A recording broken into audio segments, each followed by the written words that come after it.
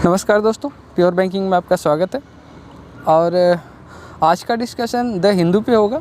हम 7 नवंबर का द हिंदू का एडिटोरियल देखेंगे और देखेंगे कि इस एडिटोरियल में क्या है। तो एक नई शुरुआत है द हिंदू, जो मैंने आज से शुरू की है। देखते हैं इसमें क्या कुछ मैं कर पाता हूँ जिससे आपको फ़ायदा हो सके। तो आपका कमेंट्स बहुत इम्पोर्टेंट होगा मेरे लिए। आप जितना फीडबैक दोगे उस हिसाब से मैं इसे और इम्प्रूव करता जाऊंगा। धीरे धीरे इसे एक बेहतर लेवल पे ले आऊँगा। तो ये सब मेरे आईडीज़ हैं जिससे आप मुझसे कनेक्ट हो सकते हो। इसमें टेलीग्राम है, यूट्यूब है, फेसबुक है, इंस्टाग्राम है। इन सब पे आप मुझे फॉलो कर सकते हो। तो चलिए एक एक करके शुरू करते हैं। देखते हैं कि द हिंदू के एडिटोरियल में ऐसा क्या है जिससे आने वाले दिनों में बहुत सारे चेंजेस आने वाले हैं, बहुत सारी चीज़ें बदलने वाली हैं। तो कुछ अच्छे टॉपिक को लेते हैं और डिस्कशन शुरू करते हैं। तो इसका पहला टॉपिक लेते हैं। पहला एडिटोरियल है न्यू डॉन, यानी नई बिगनिंग। ये अमेरिका के बारे में बोला जा रहा है। अभी वहाँ पे प्रेसिडेंशियल इलेक्शन हो रहा है, जिसका रिज़ल्ट कुछ हद तक डिक्लेयर हो भी चुका है। कुछ हद तक बाइडेन जीतते हुए नज़र आ रहे हैं। बाकी पूरा क्लियर होना अभी बाकी है। आने वाले 1-2 दिनों में वो भी क्लियर हो जाएगा। तो ट्रम्प साहब जा रहे हैं और बाइडेन साहब की नई एंट्री हो रही है यूएसए में। तो चलिए एक एक करके देखते हैं कि आखिर राइटर क्या बोलना चाह रहा है इस न्यू बिगनिंग के बारे में। तो बाइडेन साहब के आने से बहुत सारी उम्मीदें जगी हैं। ऐसा नहीं है कि सब कुछ ख़त्म हो जाएगा। जैसा कि हमारे रिलेशन रहे हैं ट्रम्प साहब के साथ, वो काफ़ी अच्छे रहे। तो कुछ हद तक लोगों को ये भी डर है कि बाइडेन के आने के बाद थोड़ी सी करवाहट आ सकती है। लेकिन राइटर बोल रहे हैं ऐसा नहीं है। जो बाइडेन के आने के बाद भी चीज़ें बहुत हद तक नहीं बदलेंगी, यानी हम उसी तरह से आगे बढ़ते रहेंगे जैसे हम पहले बढ़ते थे। तो बहुत सारी चीज़ें चेंज नहीं होने वाली है। और बाइडेन साहब के आने के बाद ऐसा नहीं है कि चीज़ें उनके लिए बहुत ही आसान रहेंगी। पहले तो उनका आना काफ़ी मुश्किल लग रहा है। ट्रम्प ने ऑलरेडी बोल दिया है कि हम इसको बाइकआउट करते हैं, ये जो काउंटिंग हो रही है, क्योंकि ये काउंटिंग लीगल नहीं है। इसमें ट्रम्प के हिसाब से बहुत सारी ऐसे वोट्स आए हैं जो बाई पोस्ट आ रहे हैं, जिसको लीगल नहीं मानते। वो बोलते हैं कि पता नहीं ये वैलिड है कि नहीं, पता नहीं वही है या कोई दूसरा जिसने इस तरह के वोट भेजे, तो इसकी वैलिडिटी पे उन्हें शक है, इसलिए उसे स्टॉप करना चाह रहे हैं। इंटरेस्टिंग बात यह है कि कोविड की वजह से 68% लोगों ने बाई पोस्ट वोट किया है। एक बहुत बड़ा परसेंटेज है वोट बैंक का जिन्होंने बाई पोस्ट वोट किया। तो इतने बड़े परसेंटेज को निगलेक्ट करना भी आसान नहीं है। तो ट्रम्प साहब की बातें मानी जाएंगी या नहीं मानी जाएगी वो तो आने वाली दिनों में पता चलेगा। लेकिन उन्होंने इस तरह का कैंपेन चला रखा है कि stop voting, stop vote counting. तो आगे देखते हैं इसमें आगे क्या है।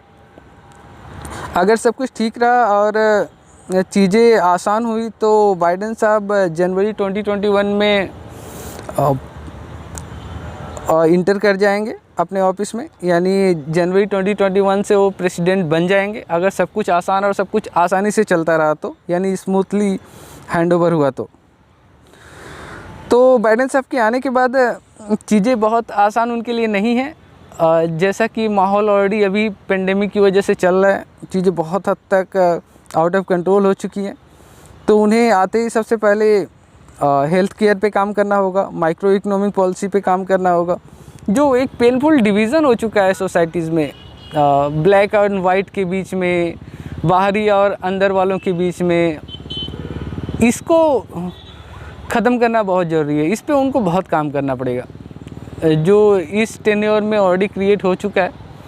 तो इसके लिए उन्हें काफ़ी मेहनत करनी होगी, तब जाके वो एक स्ट्रॉन्ग अमेरिका शायद बना पाएँ। तो बाइडेन साहब के लिए बहुत सारी चुनौतियाँ, जब वो ज्वाइन करेंगे तो बहुत सारी चुनौतियों के साथ ज्वाइन करने वाले। बोला जा रहा है कि इस कोविड-19 की वजह से यूएसए में लगभग 10 मिलियन केसेस आए हैं। मुझे लगता है कि इतना केसेस शायद ही कभी आए हों यूएसए में, 10 मिलियन केसेस हुए हैं, जिसमें 2,30,000 लोगों की जान गई है। इतनी बड़ी महामारी जिसका सबसे बड़ा भुक्तभोगी यूएसए रहा है, तो ये भी एक चैलेंज है उनके लिए। इसकी वजह से उनको साइंस पे भरोसा करना पड़ेगा, साइंस की बातें माननी पड़ेगी, जिसको ट्रम्प साहब ने कुछ हद तक निगलेक्ट किया। उन्हें मास्क पहनने के लिए लोगों को प्रोत्साहित करना पड़ेगा, सोशल डिस्टेंसिंग, लॉकडाउन के बारे में लोगों को बताना पड़ेगा, जिससे कि और अधिक लोगों की जान न जाए। इसके लिए ये सारी चीज़ें ज़रूरी है, जो कुछ हद तक ट्रम्प साहब ने निगलेक्ट किया। तो फाइनली ये बोला जा सकता है कि ट्रम्प साहब जा रहे हैं और एक नए युग की शुरुआत होने वाली है वाइट हाउस में। तो यूएस के लिए एक अगर सुपर पावर उसे बने रहना है और वो रहता है कि वो सुपर पावर बना रहे, तो उसके लिए बहुत ज़रूरी है कि एक ब्रिज का काम करे उस सोसाइटी में जहाँ पे बहुत सारा डिवीज़न हो चुका है। बहुत सारे लोग अपने आप को एक दूसरे से अलग समझते हैं, और वाइट को लगता है कि वो ब्लैक से ज़्यादा सुपीरियर है, या ब्लैक को लगता है कि वो बहुत ही अछूते महसूस कर रहे हैं। तो इन सब चीज़ों को बंद करना होगा, इन सब चीज़ों के बीच में एक ब्रिज का काम करना होगा, तभी बाइडेन साहब एक स्ट्रॉन्ग अमेरिका, एक पावरफुल जो अमेरिका है वो बना पाएंगे। तो जो 46th प्रेसिडेंट हमारे होंगे, उनके लिए ये सारी चीज़ें प्रायोरिटी हो सकती है। आगे देखते हैं एक नई टॉपिक के साथ, ये है एलिमोनी गाइडलाइंस। ये क्या है? फाइनेंशियल सपोर्ट की बात की जा रही है यहाँ पे, कि फाइनेंशियल सपोर्ट हम कैसे दे सकते हैं।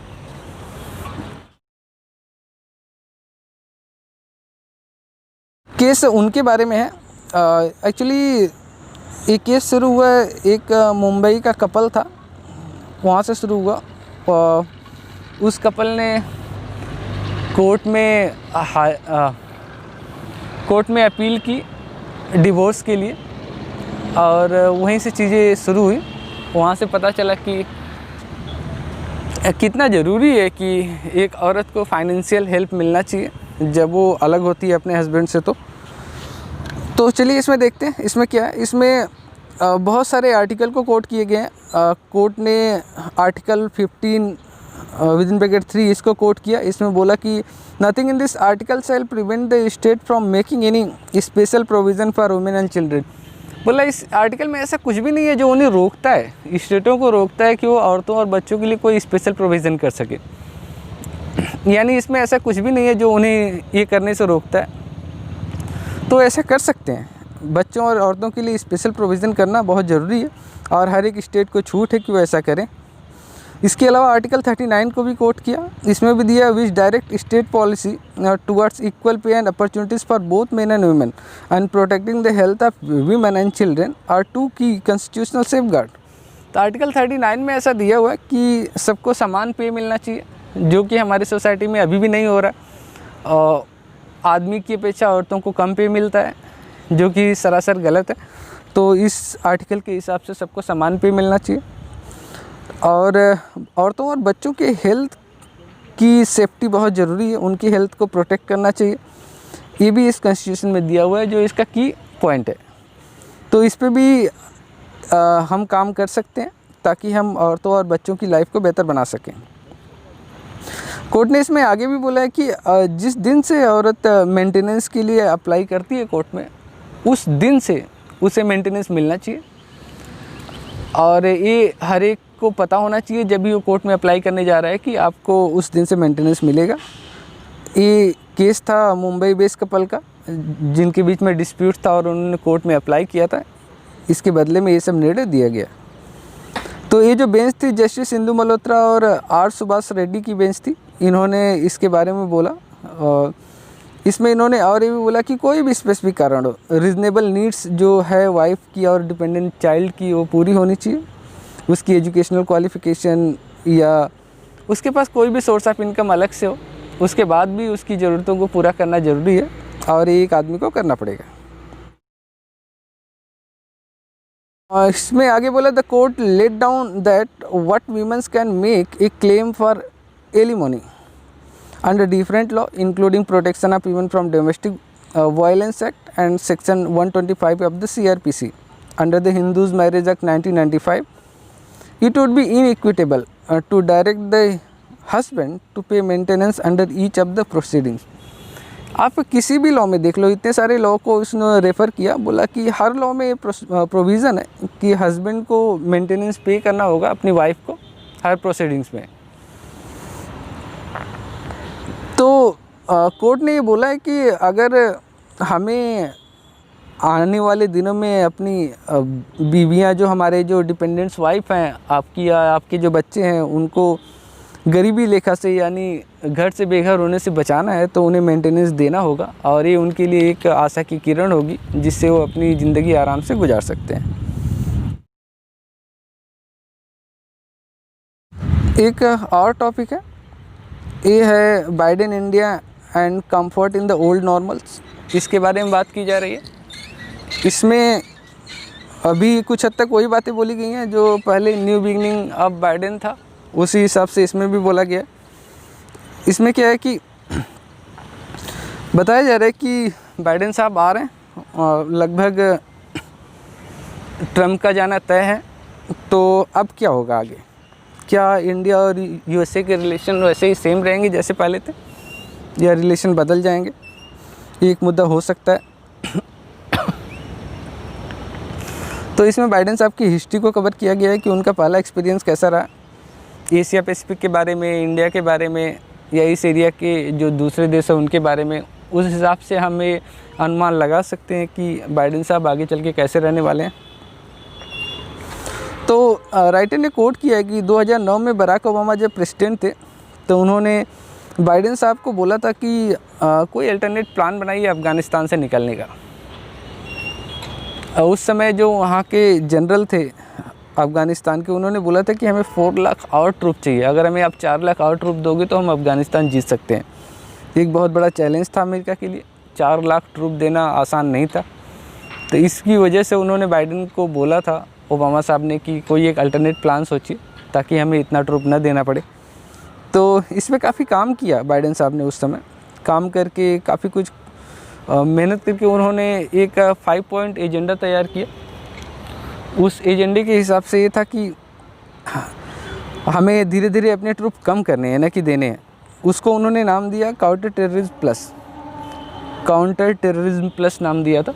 इसके हिसाब से था कि धीरे धीरे हमें अपने ट्रूप्स को वहाँ से घटाना है, न कि बढ़ाना है।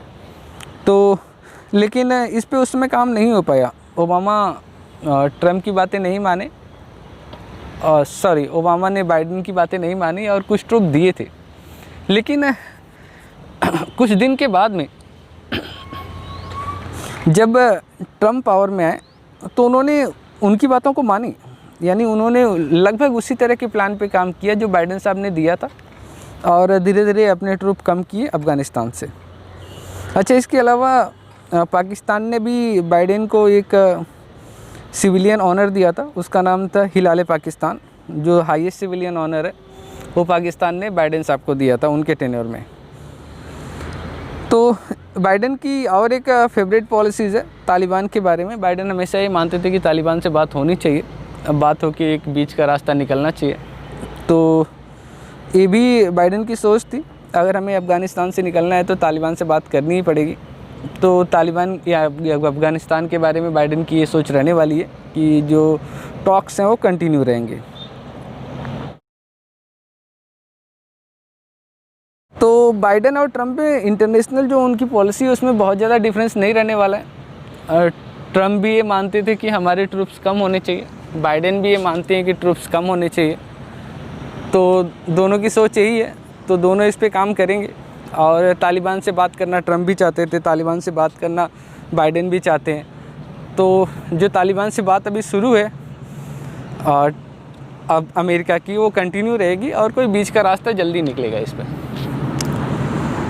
इसमें थोड़ा सा और रूट में जाते हैं और देखते हैं कि इसकी जड़ में क्या था। आखिर बाइडेन साहब का जो पिछला हिस्ट्री रहा है उसके हिसाब से देखने की कोशिश करते हैं कि हमारे रिलेशन कैसे रहने वाले हैं। तो इंडिया के लिए क्या है कि इंडिया कुछ हद तक कंफर्ट जोन में है यूएसए के साथ बाइडेन एडमिनिस्ट्रेशन के आने से, क्योंकि जब शुरू में बाइडेन साहब दिल्ली आए थे 2015 में, जो उनकी विज़िट हुई थी ओबामा एडमिनिस्ट्रेशन में, तो उसमें उन्होंने एशिया पैसिफिक के बारे में बात की थी। उसी समय उन्होंने चाइना को काउंटर करने के लिए इंडिया को चुना था, और उनका ये मानना था ओबामा बाइडेन एडमिनिस्ट्रेशन का कि अगर हमें स्ट्रॉन्ग एशिया पैसिफिक में रहना है तो हमें चाइना को काउंटर करना होगा, और उसके लिए इंडिया एक बेस्ट ऑप्शन हो सकता है। तो ये जो शुरुआत थी, जो ट्रम्प साहब ने इसे आगे बढ़ाया, वो ओबामा साहब ने शुरू की थी। तो ये इन्हीं की पॉलिसी है, इसी पार्टी की पॉलिसी है, तो इसे आगे बढ़ाना मुझे नहीं लगता कि बाइडेन साहब के लिए ज़्यादा मुश्किल होगा। तो इस पॉलिसी को आगे बढ़ाते रहेंगे।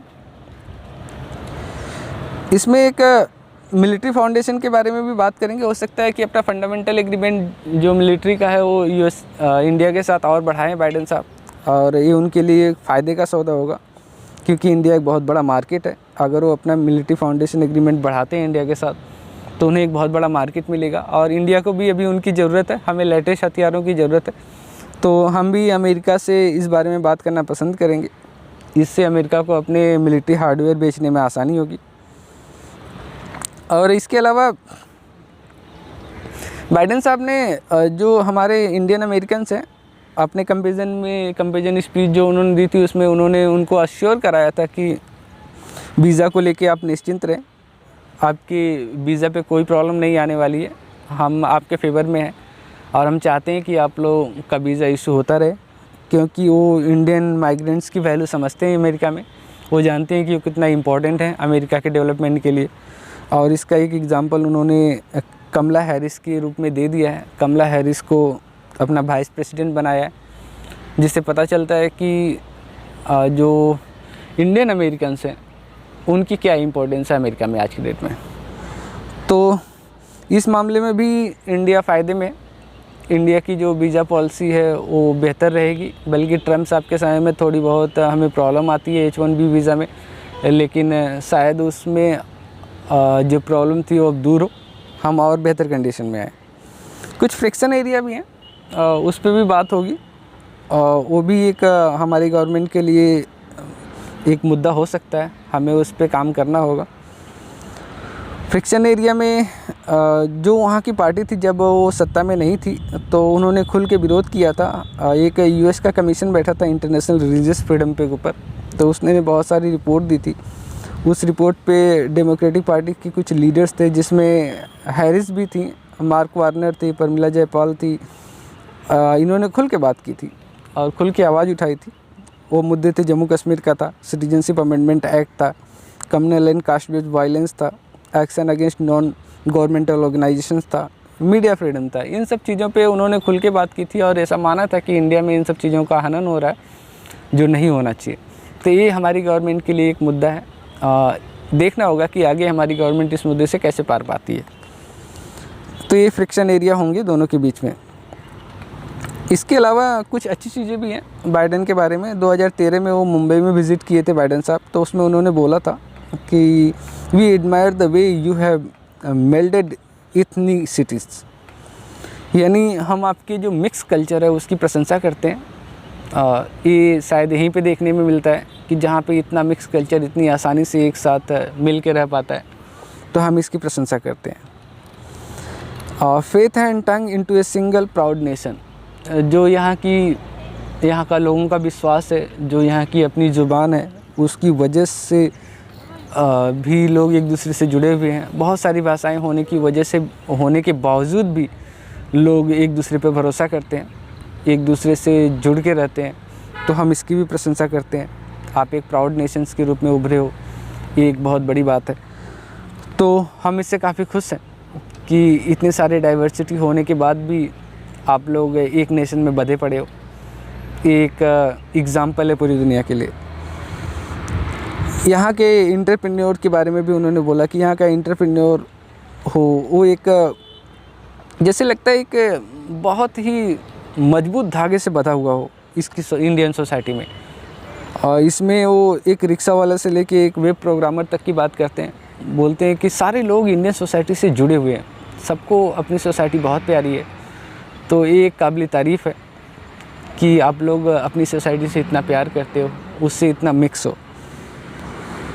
उसमें इन्होंने एक और इम्पोर्टेंट बात बोली कि हम यहाँ की डेमोक्रेसी की प्रशंसा करते हैं और यहाँ आपकी डेमोक्रेसी की वजह से जो मैसेज जाता है पूरे विश्व में वो काबिल तारीफ़ है। वो सिर्फ यहीं हो पाता है जो बाकी दुनिया में कहीं नहीं है, तो हम इसकी भी प्रशंसा करते हैं। कुछ इंटरनेशनल आउटलुक है, इसके बारे में भी बाइडेन साहब को काफ़ी ध्यान देना होगा।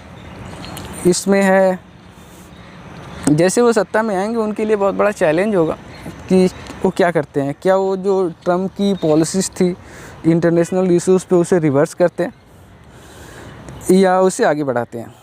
तो रिवर्स करने के लिए उनके पास काफ़ी कुछ है जो ट्रम्प साहब ने काफ़ी बर्बाद कर दिया है या कुछ हद तक उससे बाहर निकलने की कोशिश कर रहे थे। उसमें वर्ल्ड हेल्थ ऑर्गेनाइजेशन है, यूनेस्को है, ह्यूमन राइट काउंसिल है, agreement such as the joint comprehensive plan of action, Iran nuclear deal, ये एक बहुत बड़ा मुद्दा है। ईरान न्यूक्लियर डील, इस पे ओबामा साहब ने बहुत काम किया था, बहुत ही मेहनत करके ईरान को एक प्लेटफॉर्म पे लाए थे जहाँ पे एक एग्रीमेंट हुआ था, ईरान का न्यूक्लियर डील हुआ था। उसमें ये तय हुआ था कि ईरान किसी तरह का न्यूक्लियर प्रोग्राम डेवलप नहीं करेगा और ईरान इस पर राज़ी हो गया था। हालांकि इसकी वजह से ईरान में बहुत ही हंगामा हुआ था, ईरान के लोग काफ़ी नाराज़ थे, लेकिन फिर भी वहाँ की जो सरकार थी उस पर राज़ी हो गई थी। उसका ऐसा मानना था कि न्यूक्लियर प्रोग्राम तो हम कभी भी डेवलप कर सकते हैं, लेकिन जो हमारा डेवलपमेंट रुका हुआ है उसको करना बहुत ज़रूरी है। तो हमें पहले अपने सोशल डेवलपमेंट पे ध्यान देना चाहिए। न्यूक्लियर प्रोग्राम तो आने वाले दिनों में कभी भी बन सकता है। तो उन्होंने इस डील पे साइन किया था अमेरिका के साथ कि हम इस तरह का कोई प्रोग्राम डेवलप नहीं करेंगे और हम बाकी चीज़ों पे ध्यान देंगे और आपके साथ मिलके काम करेंगे। तो इससे ट्रम्प साहब बाहर आ गए और इसको रिवर्स करना बाइडेन के लिए एक बहुत बड़ी चुनौती होगी। तो देखते हैं बाइडेन साहब इस पे क्या करते हैं। इसके अलावा और भी है, पेरिस क्लाइमेट एकॉर्ड है, इससे भी ट्रम्प साहब बाहर आ गए थे, जिससे सारी दुनिया परेशान है। सारी दुनिया मानती है कि क्लाइमेट चेंज एक इशू है, लेकिन ट्रम्प साहब ने बोला कि नहीं, ऐसा कोई इशू नहीं है, एक नेचुरल फिनोमेना जो होता रहता है। तो इसके ऊपर भी बाइडेन साहब को काम करना है। Traditional trans Atlantic and trans Pacific alliance, इसके ऊपर काम करना है। और एक चीज़ और है, concrete measure he takes in order to strengthen the rules based international orders. जो कुछ इंटरनेशनल ऑर्डर्स हैं रूल्स बेस्ड, जिसमें बहुत सारे नियम कानून हैं, उसको भी सही ढंग से इम्प्लीमेंट करना और लोगों को मानने के लिए मजबूर करना, ये भी एक मुद्दा है। कुछ हद तक अमेरिका इसको अभी खुद नहीं मानता है तो दूसरों को कैसे बोल सकता है। तो जैसे ही बाइडेन साहब आएंगे उनके लिए चुनौती होगी कि ये लोगों को मजबूर करें कि जो इंटरनेशनल रूल्स है उसे आप फॉलो करें और ताकि दुनिया में शांति बनी रहे। तो ये सारे बाइडेन के लिए मुद्दा है। अगर बाइडेन साहब को आगे सब कुछ ठीक रखना है तो उन्हें इन सब चीज़ों पे काम करना होगा। अब रही हमारे गवर्नमेंट की बात, इंडियन गवर्नमेंट की बात, तो उसके लिए अगर इस गवर्नमेंट के साथ आगे बढ़ना है तो बहुत ज़रूरी है कि जो पिछले नॉर्मल सी थी हमारी ट्रम्प के साथ, उससे हमें बाहर आना होगा।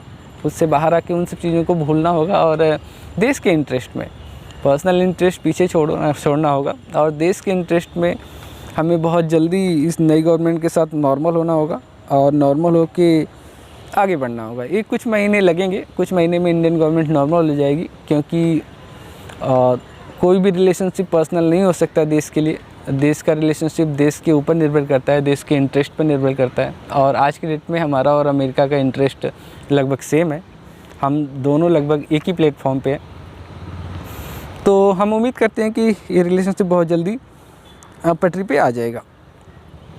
अब बाकी देखते हैं आने वाले दिनों में क्या होता है और जैसे कुछ नई डेवलपमेंट आती है पक्का एडिटोरियल में आएगा और हम उस पर डिस्कशन करेंगे। आगे बढ़ते हैं। Market dictates and a blow against equalities. अच्छा, इसमें थोड़ा सा अजीब सा एक केस है। एक केस है Nirupam Malhotra versus union of India. इसमें ये जो केस है इसमें बोला गया है, जो पिटिशनर है उसने फाइल किया और बोला है कि जो जीएसटी लग रहा है वो अजीब सा है, उसको थोड़ा सा कंट्रोल करना चाहिए। आप लोग डिसेबल्स लोगों की भी सामानों पे जीएसटी लगा रहे हो, जो कि ठीक नहीं है, इसे कंट्रोल करना ज़रूरी है। उसमें उसने कुछ एग्जांपल भी दिया है, व्हील चेयर का दिया है, ट्राई साइकिल्स का दिया है, बार्ली पेपर है, बार्ली वॉचेस का दिया है। बोला इन सब चीज़ों पे टैक्स लगाना कहाँ हद तक सही है। इन सब चीज़ों पे टैक्स नहीं लगना चाहिए। तो कोर्ट में इस तरह के केस उसने फ़ाइल किया। तो कोर्ट ने बोला कि देखिए इस तरह की चीज़ों को पे हम बहुत ज़्यादा निर्णय नहीं ले सकते, क्योंकि एक पॉलिसी है जो गवर्नमेंट बनाती है, और जीएसटी काउंसिल जो हमारी है वो एक गवर्नमेंट का ऑर्गेनाइजेशन है, तो एक रिस्पॉन्सिबल ऑर्गेनाइजेशन है। आप वहाँ पे ग्रीवेंसेस दीजिए और वो इसके बारे में कोई निर्णय ले पाएंगे। तो उसने इसके लिए सजेशन दिया कि आप वहाँ पे जाइए और वहाँ पे अपना पिटीशन, अपना ग्रीवेंसेस दीजिए उनको, फिर देखिए वो क्या करते हैं। तो इस तरह से कोर्ट ने उनको सजेशन देके अपनी बातों को ख़त्म किया। लेकिन राइटर इससे संतुष्ट नहीं है। राइटर ने बहुत कुछ इसके बारे में और भी सजेशन दिया इसके अलावा, वो एक एक करके देखते हैं। राइटर ने कहा कि tax and a fundamental right, बोला कि टैक्स और हमारा फंडामेंटल राइट जो है एक दूसरे से जुड़े हुए हैं। आप अगर इस तरह के टैक्स इम्पोज करते हो व्हील चेयर पे, या जो हमारे डिसेबल्स की यूज़ होने वाली चीज़ें हैं उन पे अगर अब यूज़ करते हो, तो उससे उनके ऊपर एक फाइनेंशियल बर्डन आता है, जिससे उनको काफ़ी परेशानी होती है और वो एक डिग्निटी के साथ नहीं जी पाते, जबकि उनका पूरा हक है कि वो इस देश में पूरे सम्मान के साथ जिए। उसके लिए ज़रूरी है कि उन्हें फाइनेंशियल एड दें और इस तरह की चीज़ों को जीएसटी से बाहर निकालें ताकि वो आराम से जी पाएँ। उसके लिए उन्होंने, राइटर ने कुछ एग्जांपल भी दिया है कि आप कनाडा और कोलंबिया के कोर्ट से देख सकते हैं कि उन्होंने किस तरह से एक एग्जामिन करने के लिए एक कमेटी बैठा दी कि आप जाइए और देखिए कि कहीं ये जो टैक्स है वो वायलेशन तो नहीं कर रहा है फंडामेंटल राइट्स का। तो आप उनसे सीख सकते हैं। गवर्नमेंट को राइटर ने बोला है कि आप भी इस तरह का कुछ एक कमेटी बैठाइए जो ये चेक करे कि हमारे यहाँ कहीं जीएसटी की वजह से फंडामेंटल राइट का वायलेशन तो नहीं हो रहा है। तो एक सजेशन था। इसके अलावा उन्होंने और भी कुछ क्लैरिफिकेशन दिया है। ये रीजनेबल क्लासिफिकेशन में कुछ उन्होंने बोला है। उसने बोला है कि ultimately a decision taken on exempting goods and taxation is a matter of classification. बोला कि ये मैटर एक क्लासिफिकेशन का है कि कौन से चीज़ को एग्जेम्प्ट करना है और कौन सी चीज़ को जीएसटी के अंदर लाना है। आप ऐसा नहीं कि हर चीज़ को जीएसटी के अंदर ला सकते हो। उसमें उसने बोला भी है कि जिस तरह से नैपकिन को जीएसटी से बाहर किया गया है वो काबिल तारीफ़ है, लेकिन उसके अलावा भी बहुत सारी चीज़ें हैं जिसे जीएसटी से बाहर करना है, जिसमें डिसेबल्स हमारे हैं, ये काफ़ी प्रायोरिटी होनी चाहिए। तो इसकी तरफ राइटर ने गवर्नमेंट का ध्यान खींचा है और इसके लिए उसने एक और रेफरेंस दिया है कि कनाडा और ऑस्ट्रेलिया के से भी आप कुछ सीख सकते हो कि उन्होंने कैसे जो डिसेबल्ड लोग थे उनकी चीज़ों को एग्जेम्प्ट किया जीएसटी से, उनकी चीज़ों पे टैक्स लगाना बंद कर दिया, उसे पूरी तरह से छूट दी। तो आप उससे भी कुछ सीख सकते हो। तो हमारी जो डिमांड है वो बस इतनी है कि हमें एक जस्टिस मिले और जो हमारे डिसेबल लोग हैं वो रिस्पेक्ट के साथ जी पाएँ, सम्मान के साथ इस देश में रह पाएँ बिना फाइनेंशियल बर्डन के। तो अपनी बातों को ख़त्म करते हुए राइटर ने लिखा है कि to free taxing status from the rampart of the constitution is to risk the entrenching of inequalities. यानी अगर आपको संविधान के इस कानून को बचा के रखना है तो ये जो असमानता की खाई है इसे पूरी तरह से भरना होगा, तभी आप बचा के रख पाएंगे। अदरवाइज़ हम काफ़ी मुश्किल में आ जाएंगे आने वाले दिनों में। तो इस तरह से ये आर्टिकल ख़त्म हुआ। एक नया आर्टिकल देखते हैं। ये काफ़ी सेंसिटिव मुद्दा है और काफ़ी परेशान करने वाला है, जिसमें एक ऐसे मुद्दे को उठाया गया है जो काफ़ी दुखी करता है और हम में से कोई पसंद नहीं करता, लेकिन हम में से कोई इस बात से इनकार भी नहीं कर सकता कि ये नहीं है, ये है पूरी तरह से, और हमारी सोसाइटी को पूरी तरह से एक्सपॉइल करके रखा हुआ है। ये मुद्दा है the price of saying no. जब कोई किसी के साथ रिलेशन में आता है तो तब तक तो सारी चीज़ें सही होती हैं, लेकिन जैसे ही उसमें से लड़की ना बोलती है चीज़ें बिगड़ जाती हैं। हम एक पुरुष प्रधान देश हैं, इसमें हमारा ईगो हर्ट होता है बहुत जल्दी और इसकी वजह से ही चीज़ें ज़्यादा बिगड़ती हैं। हम कब परेशान होते हैं, हमें लोग ज़्यादा परेशान कर देते हैं। ये बोल बोल के कह रही उसने तुझे ना कैसे बोल दिया, तो हम इसे ईगो पे ले लेते हैं और चीज़ें यहीं से बिगड़नी शुरू होती है। तो कुछ हद तक ये टॉपिक उसी पे है कि एक लड़की को ना बोलने की क्या सज़ा मिली, वो इस आर्टिकल में बताने की कोशिश की गई है। तो चलिए इसके बारे में थोड़ा देखते हैं। ये मुद्दा है निकिता तोमर जी का। उनको 26 अक्टूबर को 3:30 शाम को गोली मार दी गई। उनका एक स्कूलमेट था, उसका नाम तौसिफ था, उसने उनको गोली मार दी और रीज़न बस इतना ही था कि उसने शादी से मना कर दिया था। निकिता जी ने बोला था कि मैं तुमसे शादी नहीं कर सकती, बस इसी मुद्दे पे उसने उसको गोली मार दी और बस बातें ख़त्म हो गई।